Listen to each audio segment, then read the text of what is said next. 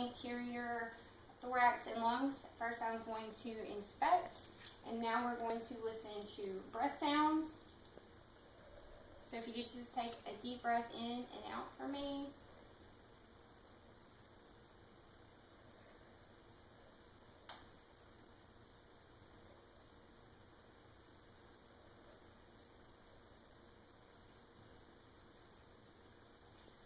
And look up. You drink this water while I palpate your C-rings are palpable. Now we're going to listen to your heart sounds. This is the aortic area, the pulmonic area, Erb's point, the tricuspid area, and the mitral area. If you could lie down, I'd like to listen to them again, please.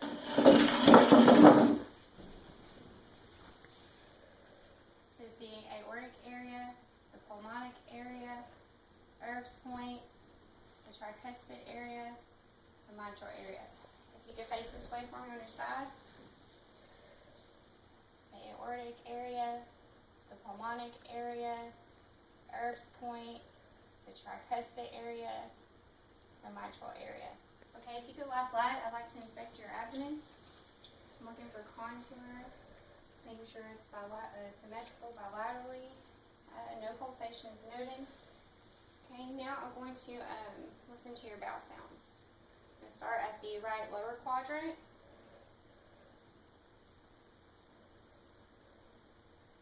Now we're going to listen to vascular sounds. This is your aorta, the left renal artery, left iliac artery, left femoral artery. This is right femoral, right iliac, and right renal. Now I'm going to percuss your abdomen.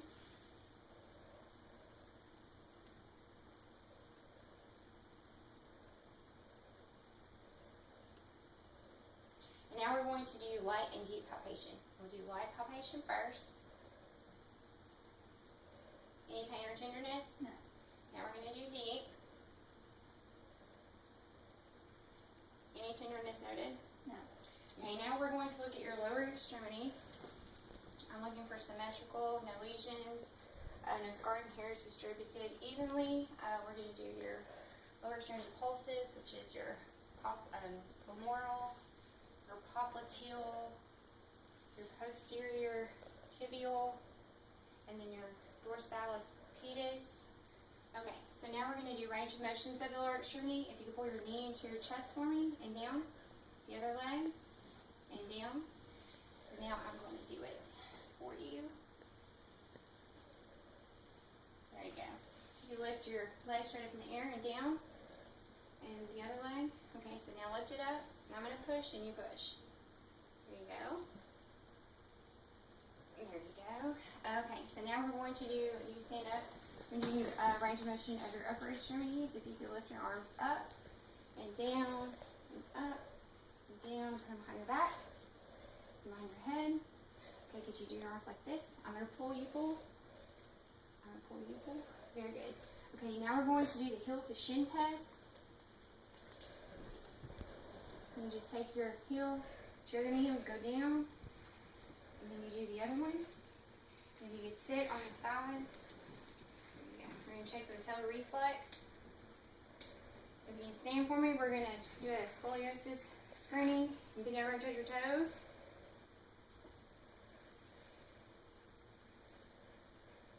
Okay, and stand up for me. Alright, Peyton, thank you. It was so nice to meet you. For my documentation for my head-to-toe assessment, my patient's name is Peyton Smith. She's a 14-year-old female. Her date of birth was 4/25/01. She was awake, alert, and oriented times 3. Nutritional status was good. Hygiene was also satisfactory. Posture was relaxed. No deformities noted. No uneven gait. Able to maintain balance without assistive devices or help from anyone. Mood was very pleasant. Skin was warm, smooth. No lesions, no bruising. Turgor was brisk. Hands, nails, were very clean. Capillary field was less than 2. Radial and brachial pulses were palpable. Scalp was clean. Hair was brown and distributed evenly. Cranium was normocephalic. Facial cranial nerve number 7 was intact. Face was symmetrical, smooth, and oval. Temporal arteries were palpable. The trigeminal cranial nerve number 5 had smooth movement with no limitations and no tenderness. Maxillary frontal sinuses were non-palpable. The neck was symmetrical, no lumps or pulsations noted.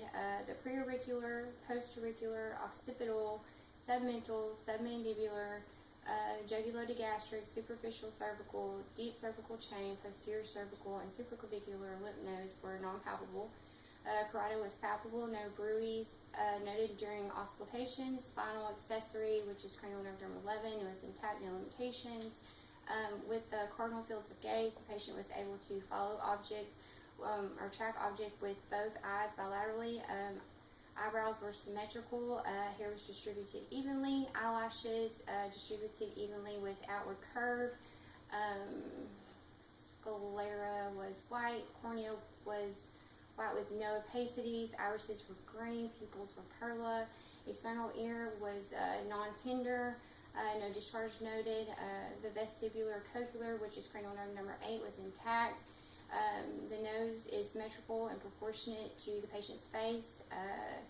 The olfactory, which is cranial nerve number 1, was intact. The nose is patent.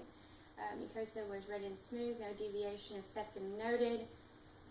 The lips and the buccal mucosa were pink, moist, no cracking, no lesions noted. Teeth white, straight, evenly spaced, braces noted. Gums were pink, no odor. Tongue was pink with papilla noted. Hard palate was white, soft palate was pink. Tonsils pink, no exudate. Visual was 1+. The glossopharyngeal and the vagus cranial nerves number 9 and 10 were intact. The cranial nerve number 12, the hypoglossal, was intact. The thyroid was non-palpable. The posterior thorax was elliptical shape with downward sloping ribs, non-tender, resonance noted, no CVA tenderness noted, no adventitious lung sound. The anterior thorax, the ribs sloped downward, they were symmetrical, no adventitious lung sounds were noted. The trachea was midline, mobile C-rings palpable, apical pulse noted at 5th intercostal space, which is the mitral area. S1, S2 noted, rate and rhythm regular, no clicks or no murmurs noted. The abdomen was flat, symmetrical bilaterally, umbilicus was midline, no hernia, discoloration or inflammation noted, no pulsations noted in the epigastric area.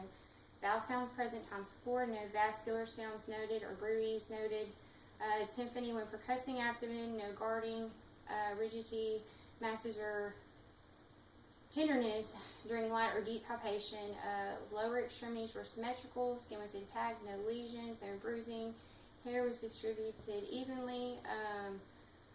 Femoral, popliteal, posterior, tibial, dorsalis pedis, and were palpable. No crepitation with active, passive range of motion for both upper and lower extremities. Patient has full range of motion against gravity and full resistance with upper and lower extremities. No abnormalities with the heel to shin test. Patellar reflex intact. Scoliosis screen shows right lateral curvature with standing and bending. Right rib hump noted with forward flexion, unequal hip, and scapula elevation bilaterally. And that concludes my assessment.